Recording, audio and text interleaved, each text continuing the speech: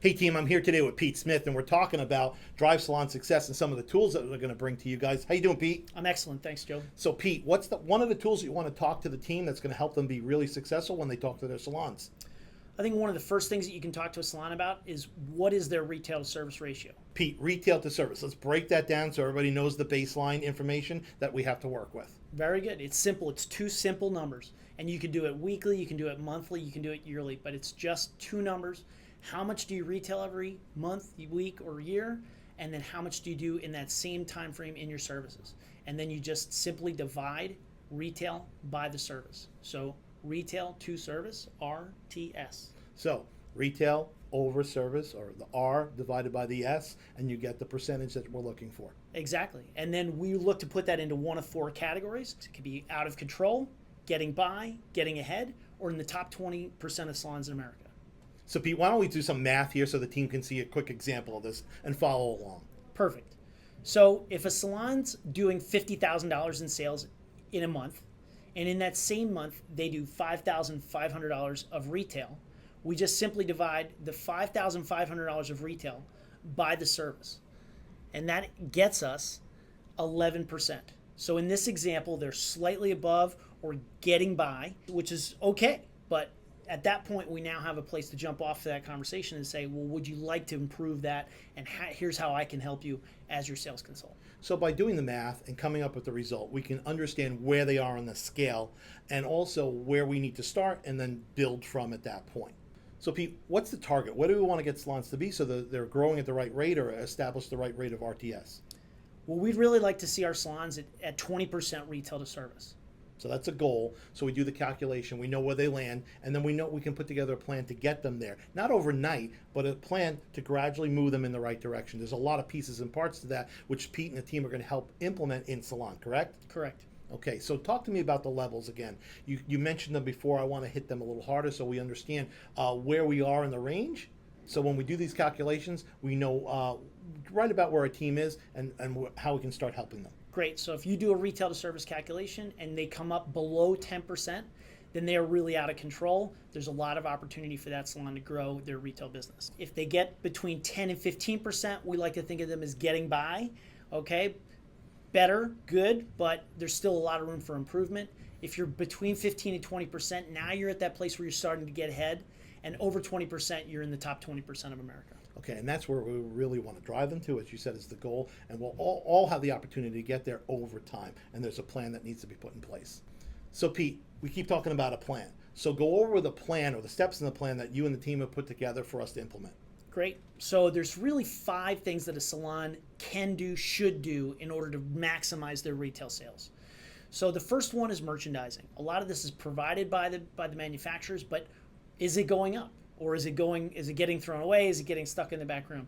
Are we really doing a good job of merchandising to help that customer, that salon client, understand that the salon is in the retail business? So let's maximize our merchandising. 2, does the salon have a prescription process? Prescription pads, a way of communicating what are the 3, 4, or 5 products that were used on their hair that day? And are we communicating that clearly to the client so that they can choose that product and choose to buy it from the salon? 3, does the salon have a promotional planning template? We want to see salons work with their distributor sales consultants to put together every 8-week promotional plan where they're driving and speaking again to their clients about this is what's on promotion, this is what we recommend here at the salon. So we want to see that see a salon have that plan and put that together for themselves and for their clients. 4, budgeting. Does the salon have an ordering process? Do they have a budget that they work off of so that they know that they're carrying the right amount of inventory to service their clients depending on how often they're seeing their sales consultant? And number 5, what is the commission plan that they're using in the salon? Are they paying commission to their stylists? Is it an escalating thing based on their performance? So Pete, what's the resource that you're going to use? What's the tool that you're going to use to drive this process forward with sales consultants and salons? Well, really, they can go out there and they can be asking and talking about retail to service all on their own. And now that they know that calculation, they can do it all on their own. If that process is intriguing to them and they want to go the next step, we have the Summit Salon Scorecard. And that starts to measure even more in the salons. And so we really encourage sales consultants to go to www.summitsalonscorecard.com, and you can go on there. You can fill out a Summit scorecard. There's a data collection form that you can print out, fill out there in the salon, or give the salon owner and have them fill it out and give it back to you. We'll be talking about in future videos more steps that will come from that Summit Salon scorecard. So absolutely, that's a great action item for the sales consultants, is to go out there, get familiar with the site, print out some of those data collection forms, and use those in their conversations with their salons going forward. It's a diagnostic tool. It's a simple tool. We have the resources out there for all of you to use to really go out there and start engaging with your salons in these conversations. Gather the data, put it into the scorecard. It's going to lead us down a path that is going to allow us to put together a plan to help these salons grow. It doesn't happen overnight. It's a simple, easy process that we don't need to be afraid of. We just need to take the steps to do it. Absolutely.